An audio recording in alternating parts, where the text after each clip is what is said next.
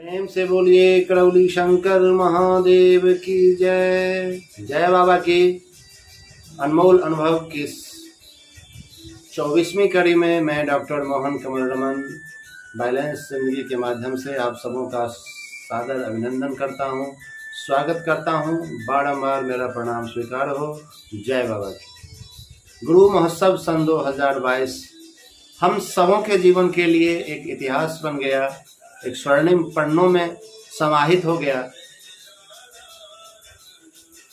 पिछले वर्ष सन 2021 ईस्वी में अपने करौली सरकार करौली दरबार से गुरु दीक्षा का कार्यक्रम शुरू हुआ था, जो गृहस्थ दीक्षा मंत्र दीक्षा के रूप में शुरू हुआ। इस बार सन 2022 के गुरु महोत्सव में बाबा जी ने इतनी कृपा की कि तंत्र दीक्षा के लिए भी मार्ग प्रशस्त कर दिया, द्वार खोल दिया और हम जैसे अनेक लोगों के जीवन में वह बदलाव आया। एक नई दिशा मिली, एक नई दशा मिली, जिसके लिए मैं मोहन बाबा का शिष्य बारंबार उनके श्री चरणों में सादर प्रणाम करता हूँ। गुरु माता जी के श्री चरणों में सादर प्रणाम करता हूँ। गुरु जी महाराज के श्री चरणों में साष्टांग दंडवत बारंबार प्रणाम करता हूँ। कृपया मेरा प्रणाम स्वीकार।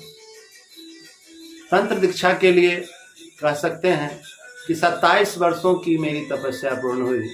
जब मैं 20 वर्ष की उम्र में था तो उस समय मेरे जीवन में एक निर्णय आ चुका था कि जब मैं 50 वर्ष की उम्र का होऊंगा तो अपने सदगुरु की खोज में चलूंगा, तलाश में चलूंगा। क्योंकि बचपन से अध्यात्म का प्रेमी रहा, आत्मा परमात्मा है या नहीं है इसके अंतर्द्वंद में चला, भगवान है या नहीं है इसके अंतर्द्वंद में चला। लेकिन कई तरह के उतार चढ़ाव और अनुभवों को प्राप्त करते हुए अंतिम जो अनुभव मेरे जीवन में यह आया कि भगवान होते हैं, परमात्मा होते हैं, आत्मा भी होती है और इसे जानने समझने के लिए हमें एक सबल सामर्थ्यवान सद्गुरु की आवश्यकता होगी। लेकिन वो मिलेंगे कहाँ, यह एक बड़ा ही विकट प्रश्न बन गया था। जहाँ जहाँ मैं जिन जिन लोगों से मिलता था तो पता यही लगता था उनसे बातचीत के दौरान कि बस इनका वस्त्र और इनकी वेशभूषा बस गुरुओं जैसी है, वास्तव में इनमें कुछ गुरु तो है नहीं। तो आखिर मेरे गुरु मिलेंगे कहाँ। मैं उस समय कुंवारा ही था, शादीशुदा जिंदगी होगी तो फिर परिवार की समस्याओं में आऊँगा, गृहस्थी में आऊँगा, तो फिर गुरु कहाँ मिलेंगे, कैसे मैं गुरु की तलाश कर सकूँगा। तो शादी करूँ या ना करूँ इस अंतर्द्वंद में भी था। लेकिन कायर स्वभाव से हूँ नहीं, तो लगा कि नहीं, गृहस्थ आश्रम से ही सारे आश्रम निकलते हैं और इस आश्रम की अपनी एक महानता है। इस संसार में जितना भी इतिहास हमने आध्यात्मिक जगत का पढ़ा है, जाना है, अनेक संत, प्रायः संत तो गृहस्थ आश्रम से ही निकले हैं। तो गृहस्थी में अपने आप को भागना नहीं है, भागना नहीं है उससे। तो हमारा एक निर्णय यह हुआ था कि नहीं, हम गृहस्थी में भी आएंगे। और 20 वर्ष की उम्र में जो यह हमारा निर्णय हुआ था, तो हमने सोचा उस समय जो निर्णय लिया कि अगले 30 वर्ष तक हम अपनी गृहस्थी में रहेंगे और लगभग जब हमारी उम्र 50 वर्ष की हो जाएगी तो अपने सदगुरु की तलाश में हम निकलेंगे। भगवान भोलेनाथ महादेव की इतनी कृपा रही कि हमें बहुत ज़्यादा नहीं भटकना पड़ा। यूँ तो कहने के लिए 27 वर्ष लगे, लेकिन फिर भी ये 27 वर्ष कम ही होते हैं। 27 जन्म बीत जाते हैं, लेकिन पूर्ण सदगुरु की प्राप्ति नहीं हो पाती।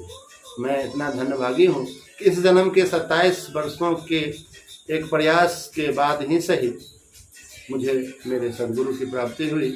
और मंत्र दीक्षा की ही प्राप्ति नहीं हुई, तंत्र दीक्षा की भी प्राप्ति हुई। पुनः से बाबा जी के श्री चरणों में मैं अपना प्रणाम निवेदित करता हूँ।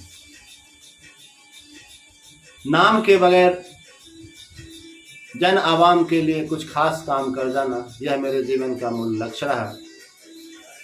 तंत्र दीक्षा के लिए जो आवेदन दिया गया, जिसमें तंत्र दीक्षा लेने का आपका उद्देश्य क्या है, इसके विषय में लिखना था, तो मेरा पहला कोटेशन यही था कि नाम की परवाह किए बगैर जन आवाम के लिए कुछ खास काम कर जाना। और फिर उसके विश्लेषण में बस मैंने यही कहा था कि संसार के समस्त कर्तव्य कर्मों को निष्ठापूर्वक करते हुए, जन कल्याण करते हुए, खुद का कल्याण अर्थात मुक्ति मोक्ष के मार्ग पर हम कैसे जा सकें, कैसे पहुंच सकें, कैसे उस लक्ष्य को प्राप्त कर सकें, तंत्र दीक्षा का मेरा उद्देश्य है।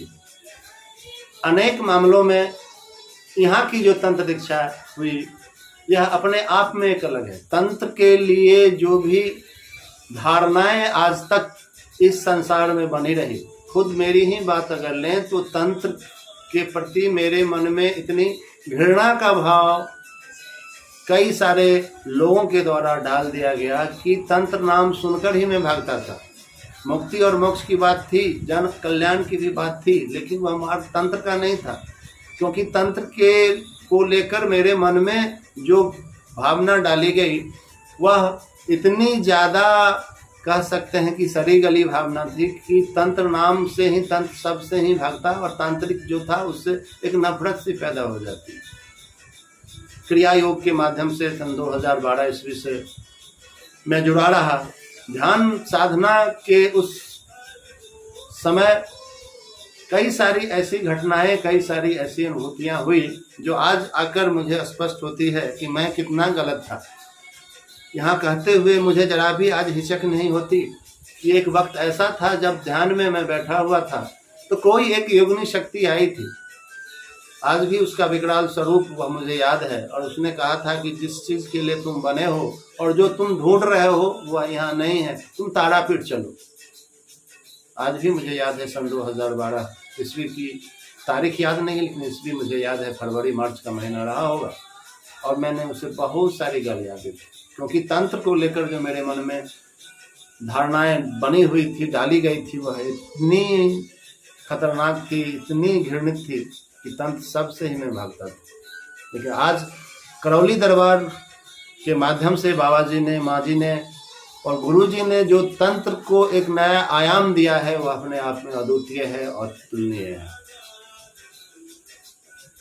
पहला तो मामला यह हुआ कि तंत्र को लेकर जो मेरे मन में घृणा थी, और मेरे मन में ही नहीं, तंत्र को लेकर जो दरबार में उपस्थित जितने भी भक्त थे उनके अंदर जो उत्साह था, मेरे मन में तो ये पहले से घृणा थी, लेकिन धीरे धीरे जैसे दरबार से जुड़ा और तंत्र को शाब्दिक रूप से और सैद्धांतिक रूप से जैसे जैसे जानना और समझना शुरू किया तो यह स्पष्ट हो गया कि यह तंत्र जो कहा जाता है यह तो बहुत ही आसान सी चीज़ है। वास्तव में तो हमारा शरीर ही तंत्र है। तंत्र का मतलब सिस्टम, और 8 सिस्टम से हमारा ये शरीर पूरा संचालित होता है, चाहे वो स्केलेटन सिस्टम हो, चाहे नर्वस सिस्टम हो, या रेस्पिरेटरी हो, या डाइजेस्टिव हो, या जो भी और 8 तंत्र हैं हमारे शरीर की, ये सारा चीज़ तंत्र से ही संचालित होता है। आखिर तंत्र है कहाँ नहीं, क्योंकि तंत्र के विषय में बस मंत्र और जादू टोना झाड़ फूक इस जैसी स्थिति बातों को ही हम लोगों के बीच में, हमारे बीच में रखा हुआ था।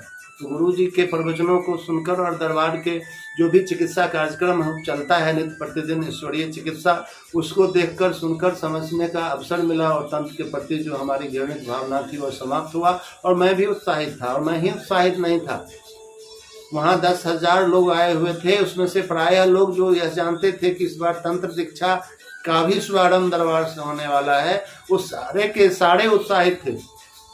जहाँ तक मेरा अनुमान है पिछले 1 वर्ष में लगभग 8,000 या 10,000, लगभग 8,000 कम से कम लोग वहाँ दीक्षित हुए होंगे, गृहस्थ दीक्षा के रूप में, मंत्र दीक्षा के रूप में। और अगर गणित हम बैठाते हैं तो मोटा मोटी 3,000-3,500 लोगों ने तो हर हाल में मंत्र को सिद्ध किया ही किया होगा। उसमें से 170 लोगों ने साहस दिखलाया तंत्र दीक्षा में आवेदन देने के लिए। यह अपने आप में एक अनूठी बात है। 170 लोगों ने साहस दिखलाया। मैंने ऐसा कहा, साहस शब्द का प्रयोग इसलिए किया मैंने कि तंत्र दीक्षा लेने के पहले बहुत सारे लोगों से हमने जब बात की हुई तो तंत्र के लिए अपने आप को वो समझते थे कि ये कैसे हो सकता है। लेकिन 170 लोग, हम सब लोग तंत्र दीक्षा के लिए निकल कर वहाँ आए, और अनेक सैकड़ों लोग ऐसे हैं जो दरबार किसी कारण नहीं पहुँच सके। और कमाल की बात यह है कि उन 170 लोगों में 4 लोग तो ऐसे थे जो अंडर एज थे, अर्थात 21 वर्ष से कम उम्र के थे। और कमाल की बात यह है उसमें कि एक जो 8-9 वर्ष की एक लड़की रही होगी, उसने भी तंत्र दीक्षा के लिए आवेदन किया हुआ था। कमाल की बात यह है उसमें कि 2.5 महीने में ही उसने, बच्ची ने अपना मंत्र सिद्ध कर लिया था, जब भी किया और सिद्ध भी कर लिया, और तंत्र दीक्षा के लिए आवेदन दे दिया। वह बच्ची, उस बच्ची को मैंने देखा था, क्या दिव्य आभा थी उसके मुखमंडल पे। प्रणाम करता हूँ मैं बच्ची को। और साथ ही उनके माता पिता को कि करौली दरबार, करौली सरकार की उपलब्धि यह हुई, करौली दरबार ने वह काम किया कि जिस तंत्र दीक्षा के लिए, जिस योग या कह सकते हैं धर्म के मार्ग पर चलने के लिए माँ बाप अपने बच्चों को शुरू में बहुत ज़्यादा आज़ादी नहीं देते। हाँ, एक पूजा पाठ लिमिटेशन के अंतर्गत रखते हैं कि हाँ पूजा करो, पाठ करो, धूप करो, अगरबत्ती करो, लेकिन तंत्र दीक्षा की विशेष पढ़ाई के लिए आज की तारीख में भारतवर्ष में इतने कितने माँ बाप होंगे जो अपने बच्चों को जाने देते हैं, वह भी 8 वर्ष की एक कन्या को, एक बालिका को। मैं प्रणाम करता हूँ ऐसे माता पिता को जिन्होंने इस महान विद्या को समझने का प्रयास ही नहीं किया, पूर्ण रूपेण समझा और अपने 8 वर्ष की बच्ची को आगे करने में उसका पूर्ण सहयोग किया। खैर, वो 4 लोग जो अंडर एज थे तंत्र दीक्षा के लिए, जहाँ तक हमें जानकारी मिली कि 3 शरीर का विकसित होना आवश्यक है, जो कम से कम 21 वर्ष में ही संभव हो पाता है, उससे पूर्व नहीं। तो उसके लिए भी बाबा माँ गुरुजी कुछ नया कार्यक्रम बनाने की तैयारी कर रहे हैं। उनके लिए भी कुछ न कुछ आने वाले समय में निश्चित ही होगा। हम 170 लोगों में से 4 लोग तो पहले ही उम्र के कारण छटे, बाकी जो भी बचे उसमें से 7 विदेशी लोग थे, जिसमें एक नेपाल से थे हमारे भाई और विष्णु भाई, और साथ ही 6 लोग शायद अमेरिका और पश्चिमी के किसी देशों से थे, देश मुझे नहीं पता, याद नहीं मुझे, और बाकी हमारे भारतीय थे। जिसमें से कमाल की बात यह रही कि 36 लोगों का चुनाव हुआ। उन 36 लोगों में आपका यह एक भाई भी रहा, बाबा का ये छोटा सा भक्त भी रहा। यह पहला ऐसा इंटरव्यू रहा जिसमें कुछ भी नहीं पूछा गया। कहा जा रहा था कि इसमें ये सवाल होंगे, वो सवाल होंगे। सब लोग एक दूसरे से ट्रिक्स मांग रहे थे, ट्रिक्स पूछ रहे थे, ट्रिक्स दे रहे थे, ले रहे थे। दरबार के सेवादारों से ट्रिक्स मांग रहे थे कि भाई गुरुजी क्या पूछेंगे, क्या इंटरव्यू होगा। लेकिन कमाल की बात यह रही कि गुरुजी ने कुछ भी नहीं पूछा। वास्तव में यह एक अद्वितीय अलवेला इंटरव्यू था जिसमें कुछ भी नहीं पूछा गया, कोई परीक्षा नहीं हुई। और सबसे बड़ी कमाल की बात यह है कि पल प्रतिपल परीक्षाएं ही होती रही। वो तमाम लोग जो तंत्र के लिए, तंत्र दीक्षा के लिए आवेदक थे, और खासतौर से वैसे लोग जिनका चुनाव हुआ, उन तमाम लोगों से जब आप कभी बातें करेंगे तो बताएंगे कि पल प्रतिपल परीक्षाएं हो रही। मैं अपनी बात करूं तो सबसे पहले तो परीक्षा यही हुई हमारी धीरज की और अपने बुद्धि और विवेक की कि 15 तारीख को हमारा वापसी का टिकट था अपने परिवारजनों के साथ, जो मैंने 1.5 महीने पहले लगभग करवाया हुआ था। तो जैसे ही यह घोषणा हुई कि तंत्र दीक्षा अब जो है प्रत्येक महीने हुआ करेगी, तो मेरे मन में यह विचार आया कि अब कोई कुंभ का मेला तो है नहीं कि 12 वर्षों में एक बार आएगा, अर्ध कुंभ 6 वर्षों में एक बार आएगा। महीने महीने तो यह दीक्षा होगी ही होगी। तो क्यों नहीं, 4-5 दिन हो ही गया है यहाँ पर, तो अभी निकल लेते हैं घर, और फिर अगले महीने या उसके अगले महीने जब भी गुरु पूर्णिमा, जब भी पूर्णिमा का कार्यक्रम होगा, उसमें दीक्षा का कार्यक्रम होगा, तो उसमें आ जाएंगे। समझिए कि अंदर की जो स्मृतियाँ, जो गंदगियाँ, जो नकारात्मक शक्तियाँ थी, कैसे भ्रमित करती है, या बाबा जी के द्वारा कैसी परीक्षा ली जाती है कि घर वापसी का मोह, कि चलो आगे ले लेंगे। जब यह बात मेरी समझ में आई तो लगा करे नहीं, ये तो फंसा रहा है मुझे, यहाँ से भगाने की कोशिश में लगा हुआ है। फिर मैंने 15 तारीख को सबको शुभ शुभ करके विदा किया, अपने परिवारजनों को, अपने मित्रों को, और फिर मैं वहाँ पर डटा रहा। सत्य बात यही है कि मैं पूरा का पूरा बैग भर के ले गया था। पहले मैं छोटा बैग ले जाता था, इस बार इतना कपड़ा ले गया था कि अगर मुझे 6 महीने और साल भर भी वहाँ रुकना पड़े तो कपड़ों की हमारे साथ समस्या न हो, इतना पूरा का पूरा बैग भर के मैं ले गया था। खैर, जब तंत्र दीक्षा के लिए चयन की बात आई, लाइनें लगी, तो सब लोग खड़े थे और सब लोग पीछे रहने की कोशिश करते थे। मैं तो कम से कम उसी में था। वैसे भी मेरी आदत है सबसे पीछे रहने की, आगे वाले को देखता हूँ क्या होता है, जैसे जैसे वो होगा तो देख लेंगे, थोड़ा सा गाइड मिल जाएगा हमें। तो मैं और प्रकाश भाई एक साथ ही रहते थे वहाँ, प्रकाश भाई मेरे आगे थे। हम लोग बैठने की कोशिश किए। मैंने ही कहा था कि प्रकाश भाई लंबी लाइन है तो क्यों नहीं बैठ लिया जाए। तो प्रकाश भाई ने कहा नहीं, वहाँ से क्या आदेश आया है आदेश आया है कि लाइन में खड़ी हो जाओ, तो खड़ी रहने के लिए कहा गया यह भी एक परीक्षा है। मैंने कहा कि एकदम बात सही करते हैं प्रकाश भाई, यह भी एक परीक्षा है कि हमें लाइन में खड़ा रहने को कहा गया, तो हम भला बैठे क्यों, तो हम खड़े ही रहेंगे। और फिर जाते जाते जाते जाते जैसे जैसे आगे बढ़ता गया, सत्य बात यह कहूँ मेरे भाइयों कि कह सकते हैं कि कुल मिलाकर मैं यह नहीं कह सकता कि मैं बिल्कुल ही दृष्टा भाव में वहाँ था, लेकिन एक दृष्टा भाव जैसी मेरी स्थिति वहाँ बनी हुई थी। क्या हो रहा था बस मैं चुपचाप उसे देख रहा था। हाँ, ऐसा हो रहा है, ऐसा हो रहा है, कह लीजिएगा तो अंदर से बहुत ज़्यादा हृदय मेरा ऐसा नहीं है कि अप डाउन भी कर रहा था। जो होगा देखा जाएगा।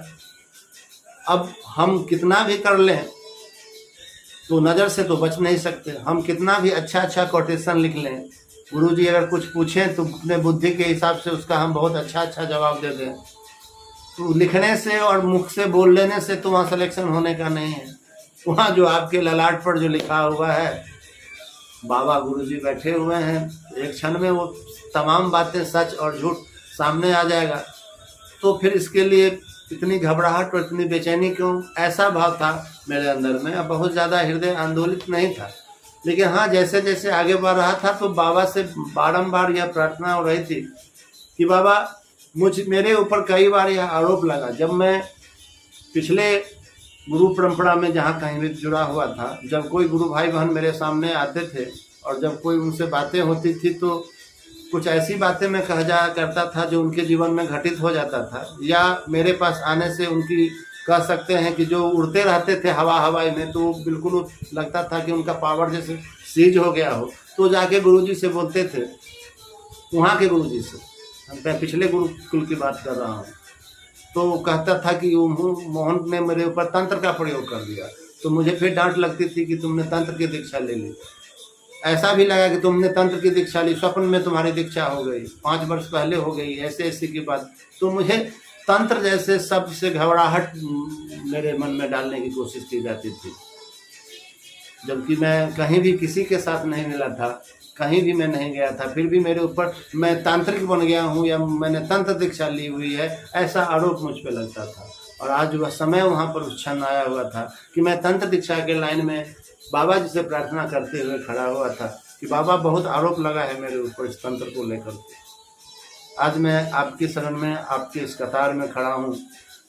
हो सके तो मुझे पात्र, जो भी कमी हो मुझ में अभी भी, तो मुझे पात्र बनाने की कृपा करें और मुझे तंत्र दीक्षा देने की कृपा करें, क्योंकि जिस जगत कल्याण के उद्देश्य से मैं अपने आप को प्रस्तुत करना चाहता हूँ, बगैर ज्ञान प्राप्त किए हुए और बगैर इस विद्या को प्राप्त किए हुए करता आया हूँ, जो करता आया हूँ, जो बन पड़ा है वह हो सका है, लेकिन उससे ज़्यादा हम नहीं कर पा रहे हैं। अपने चिकित्सा कार्य में भी हम जब देखते हैं कि हम चाहकर भी बहुत सारे रोगियों को ठीक नहीं कर पाते। बाबा अगर हो सके तो यह दीक्षा मुझे भी प्रदान करने की कृपा की जाए। और अंत में जब जाते जाते गुरु जी के समक्ष प्रस्तुत हुआ, तो कुल मिलाकर जब मैं बाद में वीडियो को देखा तो कुल मिलाकर 4 सेकंड का वक्त मुझे लगा। वहाँ पर मैं सामने आया और गुरु जी ने ओके किया और इसमें कुल मिला के 4 सेकंड का समय लगा।